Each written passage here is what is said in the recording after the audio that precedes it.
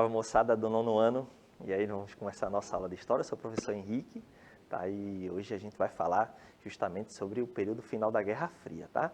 Antes só alguns recadinhos, né? Primeiro agradecer a Elaine, nossa intérprete de Libras, que faz esse trabalho maravilhoso, né? Para que as nossas aulas cheguem a todos e todas.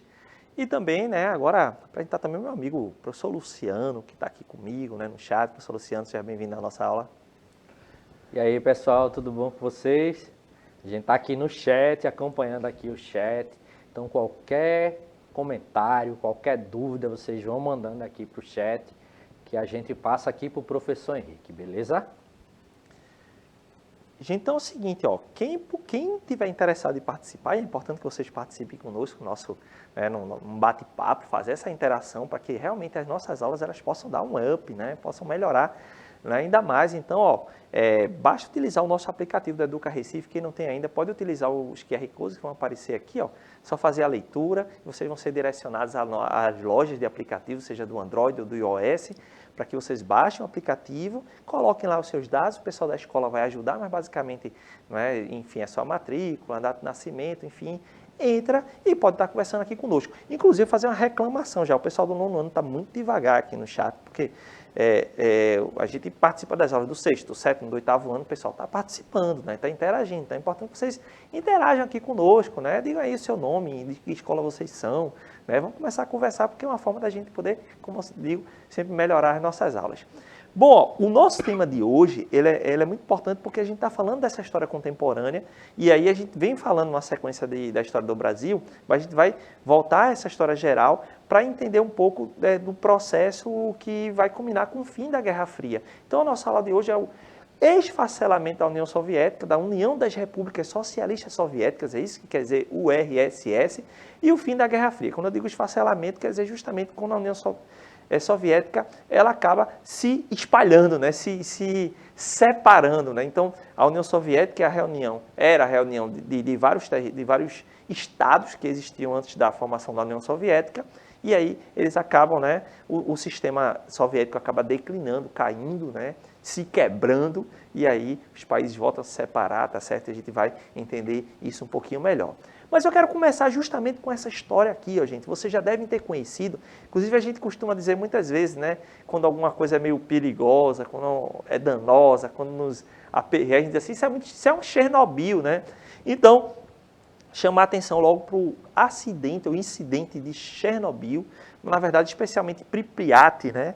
E aconteceu justamente em 26 de abril de 1986, quando nessa cidade de Pripyat, muito próxima à grande cidade de Chernobyl, tá, aconteceu o maior acidente nuclear da nossa história. Está retratado em documentário, tem seriado sobre isso, certamente vocês já devem ter ouvido um pouco sobre essa questão. Era uma usina nuclear, né, geradora de energia, que utilizava material nuclear, que era perigoso, que é perigoso ainda, material radioativo, que pode, né, promover doenças em todos os seres vivos, na verdade. Então, material perigosíssimo, mas que, por ter uma possibilidade, quando se faz todo o processo, né, físico-químico com material, né, radioativo, ele acaba gerando muita energia e acabou sendo uma fonte de energia estudada e interessante na segunda metade do século XX, desde que os seres humanos começaram realmente a utilizar material radioativo inicialmente para a bomba, né, a bomba nuclear, depois se estudou essa capacidade de produção de energia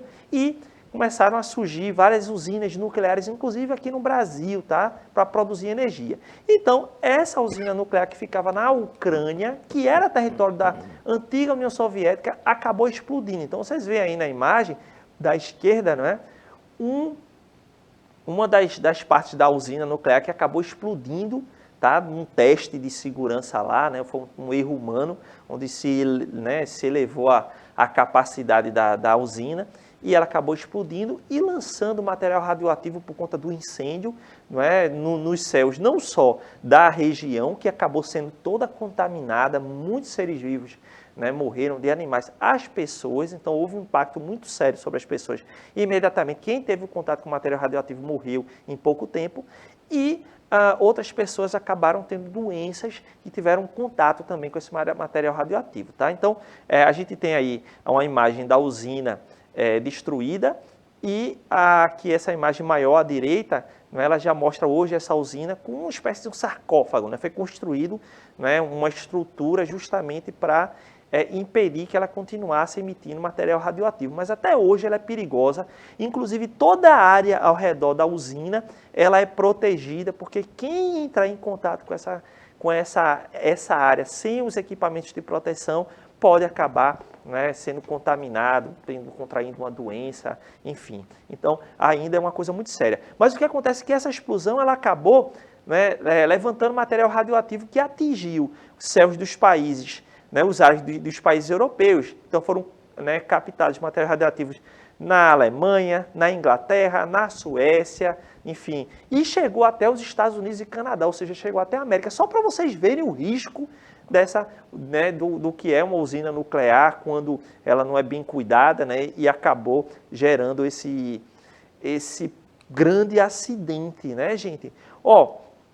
Esse acidente acabou influenciando, né, foi um dos pontos de muita crítica à União Soviética, já mostrando que o regime e o governo soviético já não estava dando conta dos seus próprios problemas, né, tentando esticar demais a corda, né, o que eles poderiam, né, fazer, até onde eles queriam alcançar. E, né, essas críticas ao próprio governo, à medida que as informações vão circulando, vai ser mais um combustível, né, que acaba levando, né, ao fim da própria União Soviética, tá? Então a gente tem essa foto aí de Pripyat, né? Era um parque de diversão que do jeito que estava lá no momento da explosão ficou, né? Então acabou sendo realmente um testemunho dessa grande tragédia e que, né, marcou a nossa história. Isso nos leva justamente a pensar outras questões, né? Ainda hoje, a produção de energia elétrica a partir da fissão nuclear dos materiais radioativos, né, elas continuam, né, sendo pensadas e trabalhadas. Inclusive, há um projeto aí que está discutindo a instalação de uma usina nuclear aqui em Pernambuco, no sertão de Pernambuco. Então, é uma coisa que a sociedade realmente precisa pensar, porque se há uma grande capacidade de produção energética, certo, mas qual o custo disso, né? Não só acreditando que pode acontecer um acidente, mas mexer com material radioativo talvez não seria a melhor das ideias. Isso é um ponto para a gente realmente pensar. Por outro lado, em termos de energia, né, de produção de energia, a gente tem todo um outro debate sobre energias limpas, sustentáveis, né, com um mínimo impacto ambiental, já que o material radioativo, por exemplo, é utilizado, mas depois aquilo ali vai ficar, né, sendo um perigo por séculos e séculos, né? Então, a professora de ciência depois pode até discutir isso melhor do que eu, mas é perigoso sim. Por outro lado, a gente tem toda a capacidade de produção de energia renovável, com baixíssimo impacto ambiental, como a questão da produção eólica, que eu já falei, inclusive na aula de LT, de energia solar e de tantas outras possibilidades, gente. Então, assim, sinceramente, olhando para o passado, vendo o caso da explosão de Chernobyl, a gente pode pensar que o caminho seria realmente a gente continuar investindo em tecnologia para produções limpas e renováveis, tá? Então, olha só, na aula passada a gente falou sobre, né, o fim da ditadura militar e os encaminhamentos para a democracia no Brasil, a gente ainda vai retomar isso, né? E hoje a gente vai estudar como houve esse colapso da União Soviética e o fim da Guerra Fria, gente. Então, sem muitas delongas, a União das Repúblicas Socialistas Soviéticas, né, como eu falei, o significado da URSS, tá certo? Ela acabou sendo fundada em 1922, depois da Guerra Civil na Rússia, né, após aquele processo da Revolução Russa, que instaurou, né, um sistema socialista na Rússia, e depois da vitória na Guerra Civil, né, alguns estados acabaram sendo associados e outros acabaram sendo conquistados, né, formando essa grande nação, que além da Rússia, que é o maior dos países, reunia Ucrânia, Estônia, Cazaquistão, Bielorrússia, né, entre outros territórios. Né, e a União Soviética acabou formando, né, realmente o maior país, né, do mundo a partir de 1922, e durou de 1922 até 1991. É importante que a gente não confunda, né? A União Soviética não era a Rússia era o país mais forte, mais influente e mais importante da União Soviética, inclusive era lá, né, que sediava o Partido Comunista, que dirigia toda a União Soviética, tá certo? Era realmente a grande parte forte, mas a União Soviética ia para além da Rússia, tá? E era um país que ia da Europa à Ásia, tá bom? Então, a União Soviética, ela representou, de fato, esse mundo socialista, né?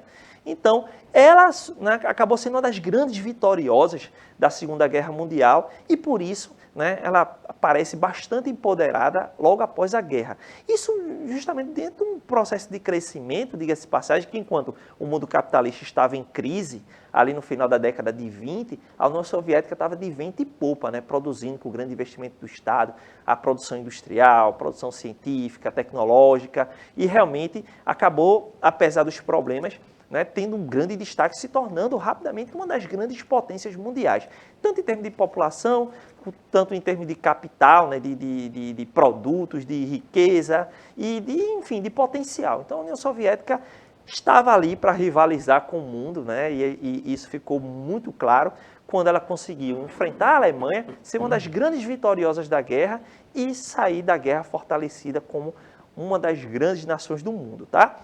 Ok? Bom, então a gente conheceu um pouco da União Soviética, que é um tema que vocês estudaram já em outros momentos, né? Por isso que a gente está só repassando aqui alguns pontos, né? E o que acontece é que após a Segunda Guerra Mundial a gente vai ter uma polarização, né? Então vai se construir essa noção do que a gente chama de um mundo bipolar, né? Então a gente estuda isso em geografia também, seriam dois polos, que no caso desses países, eles vão representar muito mais do que a disputa entre dois países fortes, mas a disputa entre também sistemas ideológicos, políticos e econômicos, né? Porque de um lado a gente vai ter os Estados Unidos, que foi a grande potência capitalista, que emergiu após a Segunda Guerra Mundial, que saiu realmente vitoriosa, e do outro lado a União Soviética, que também saiu fortalecida e representava um mundo socialista, tá? Então, esses países vão disputar, e a gente tem falado sobre a Guerra Fria, né?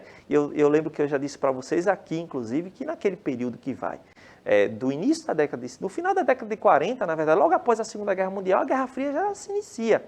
Então, a Guerra Fria foi, de fato, uma disputa entre essas potências, entre duas ideologias, o capitalismo contra o socialismo, né? Representando os Estados Unidos e a União Soviética, e todos os blocos, né, que estavam inseridos nela. A gente teve essa aula já, tá? Então vocês podem retomar, está lá o nosso YouTube com as nossas aulas, podem discutir também com seus professores e professoras, tá? Mas o que acontece é que não foi uma guerra direta, mas uma disputa ideológica que se arrastou durante toda a segunda metade do século XX, né, professor Luciano? E acabou dando muito as cartas do que foi a política mundial nessa segunda metade do século XX. Aí aproveita, né, para perguntar se tem alguém aí no chat, professor. Até então, o chat ele está aqui igual a Pripyat, né? A cidade fantasma. E o que a gente observa nisso, só aproveitando, professor, para falar que hoje, inclusive, o pessoal está fazendo excursão para Chernobyl. Não sei se o senhor sabia, mas o pessoal está fretando aí empresas de turismo, né? E está se hospedando em alguns locais assim mais distantes de Chernobyl, mas nas redondezas de Pripyat, né? Então tem empresas de turismo que estão levando o pessoal para conhecer as redondezas da usina de Chernobyl, né?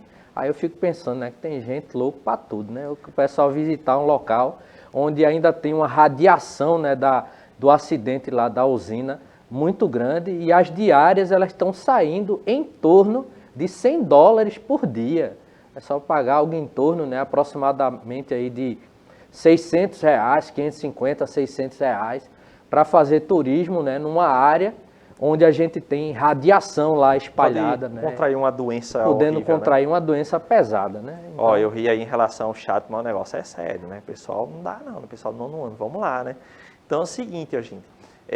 Então a Guerra Fria ela foi de fato, né, um dos grandes temas de debate na segunda metade do século XX, né, porque ela vai colocar ali, né, uma disputa ideológica entre os dois países. Então a gente tem aí do lado o socialismo, né, ou então as perspectivas sobre o comunismo e o sistema capitalista. Eram dois modelos econômicos que estavam rivalizando, e aí eu costumo brincar, né, qualquer disputa que houvesse ali, um pau ímpar, né, que houvesse na segunda metade do século XX, os dois lados estariam interessados de apoiar, de algum modo influenciar aquilo ali, tá? Vejam que a União Soviética tivesse tomado uma postura assim mais isolada, né? Inclusive o fundo da nossa tela hoje, ela faz uma referência a isso, né? Chama-se de a cortina de ferro, né? Ou seja, o que acontecia dentro da União Soviética ninguém né, tinha muita, pelo menos a princípio, muito conhecimento, porque era algo realmente muito protegido, um sistema mais fechado, tá?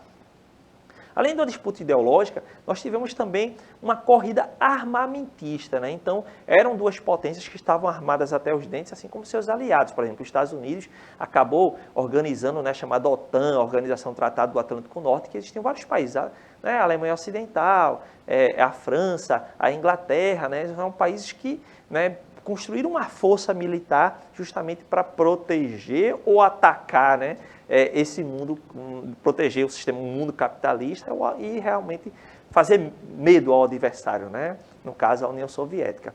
Então, os dois se armaram de fato até os dentes com armas nucleares, submarinos nucleares, inclusive a grande moda da segunda metade do século XX eram materiais, equipamentos nucleares, bombas, né? E que os dois juntos tinham capacidade de destruir o mundo várias vezes. E qualquer tensão entre eles, né, levou o alerta. Imagina, tem toda uma geração que cresceu na iminência, ou seja, na possibilidade do mundo acabar a qualquer momento por conta de uma disputa entre esses dois países, um negócio completamente maluco. Hoje, essas nações, no caso especialmente a Rússia e os Estados Unidos, continuam tendo equipamento bélico e bombas nucleares para explodir o mundo várias vezes, o que é muito preocupante, né? Então, eu representei aí um pouco dessa possibilidade e até nós tivemos muitas campanhas de combate, né, essa escalada armamentista, e na década de 70, né, a partir daí a gente vai ter realmente vários movimentos antinucleares, tanto do uso de energia, que a gente começou falando sobre isso, quanto, claro, de armas nucleares, e aí, ainda hoje há países que querem, que tentam, né, então é realmente um risco para o mundo, inclusive o próprio Estados Unidos, né, e a Rússia, que são países que mais possuem armas nucleares, inclusive os Estados Unidos não só têm, como já usaram contra pessoas, que foi justamente no final da Segunda Guerra Mundial, quando lançaram 2 bombas nucleares em Hiroshima e Nagasaki, no Japão, né? Então, é um ponto de risco que ainda hoje a gente sofre, e quando a gente pensa assim, quando eu digo, olha, a Guerra Fria, ela provocou coisas que hoje a gente ainda sofre as consequências, então uma delas é essa quantidade de armas, de equipamentos, né, inclusive nucleares, nas mãos desses países e outras armas que circulam aí pelo mundo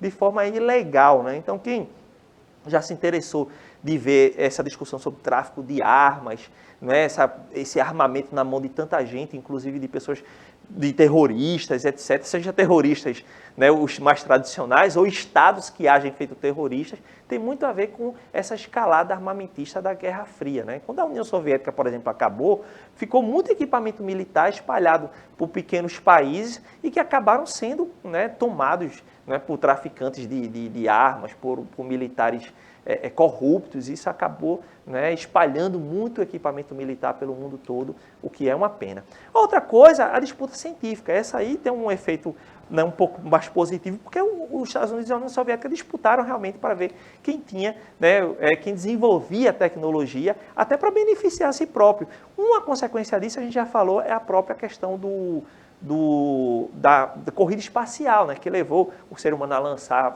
né, satélites, depois ir ao espaço, chegar à Lua. Eu tenho aí a imagem de um selo, né, que destaca o Yuri Gagarin, foi o primeiro ser humano a chegar ao espaço, e o Gagarin era um cosmonauta russo, né, então representante da União Soviética, que chegou ao espaço, tá?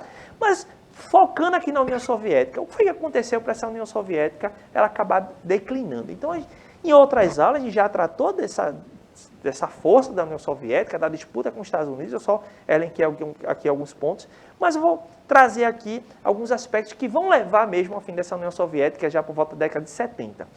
Um ponto que eu queria destacar aqui foi a Guerra do Afeganistão.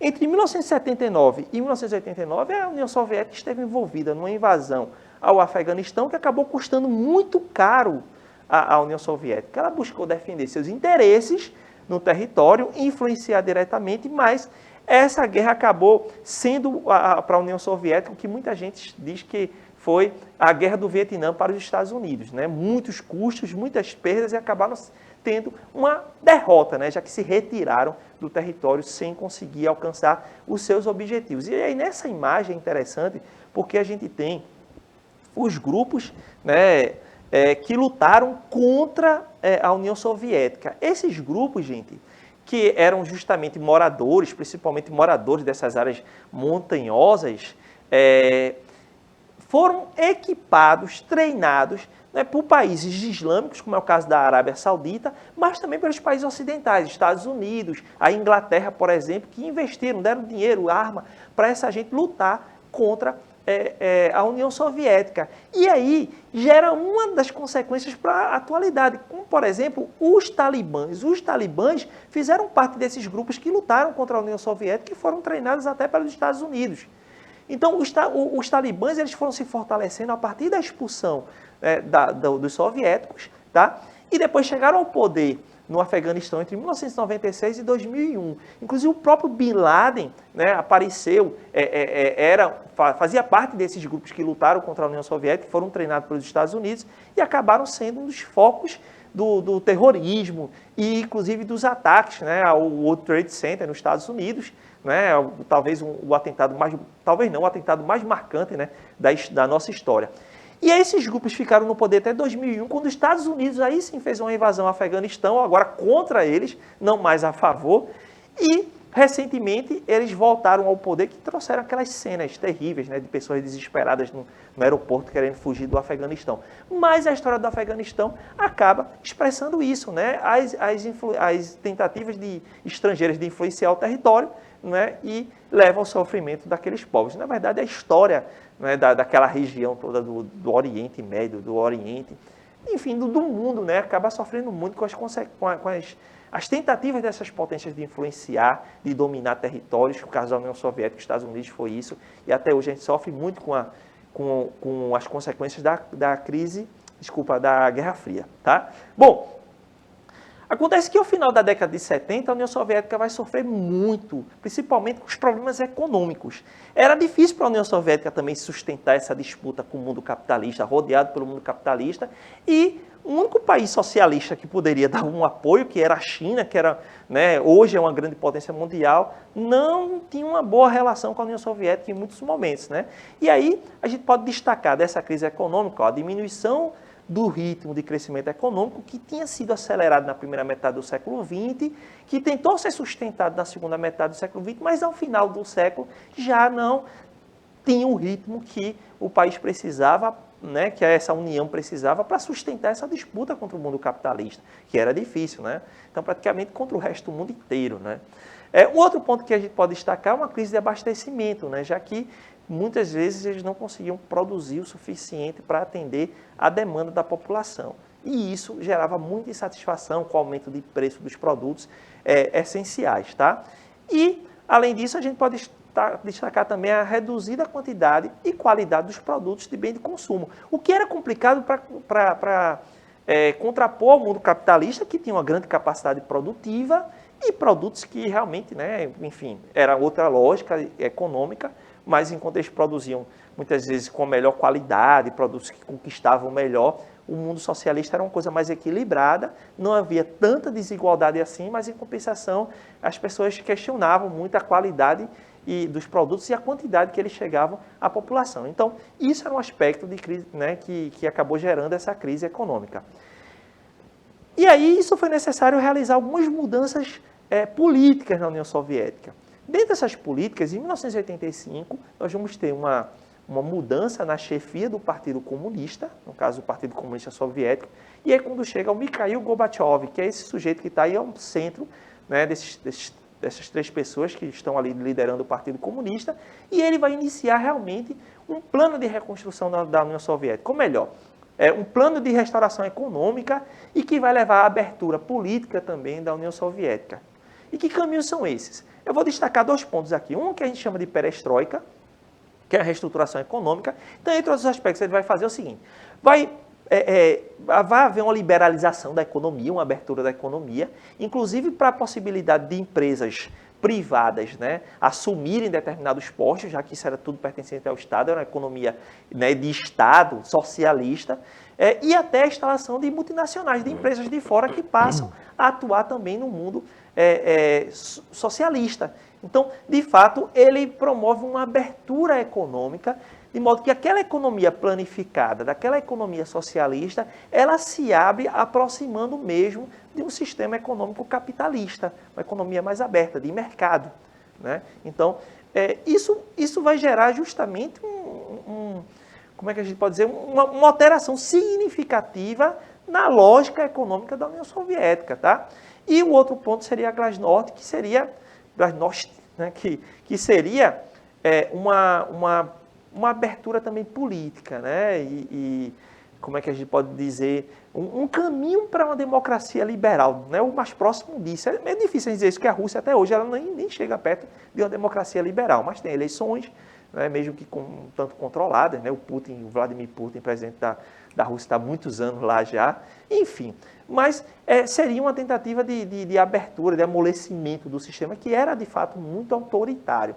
Então, a gente vai ficar por aqui hoje. Na próxima aula, a gente vai ver outros pontos, como, por exemplo, a queda do Muro de Berlim, né, a unificação da Alemanha, já que existe a Alemanha Oriental e Ocidental, a gente vai explicar essa história direitinho.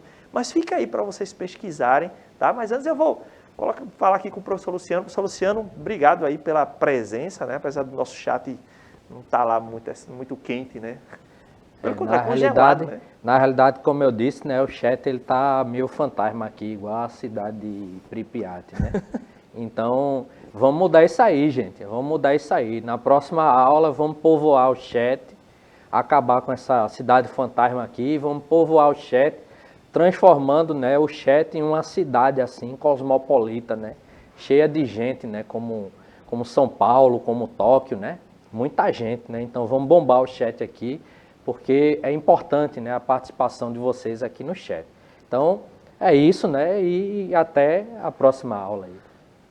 Gente, então, vocês pesquisem mais sobre esse fim da União Soviética, a perestroika, a glasnost, vamos ver esses fatos aqui do final da Guerra Fria. Então, na próxima aula, a gente vai retomar e entender o significado do fim da Guerra Fria para o mundo. Obrigado, Elaine, pelo nosso trabalho aí, né, de interpretação, né, em Libras. E, gente, obrigado, até a próxima aula. Só no apagar das luzes aqui, mandar um abraço aqui para a Rebeca da Escola Divino Espírito Santo, está dizendo que amou a aula.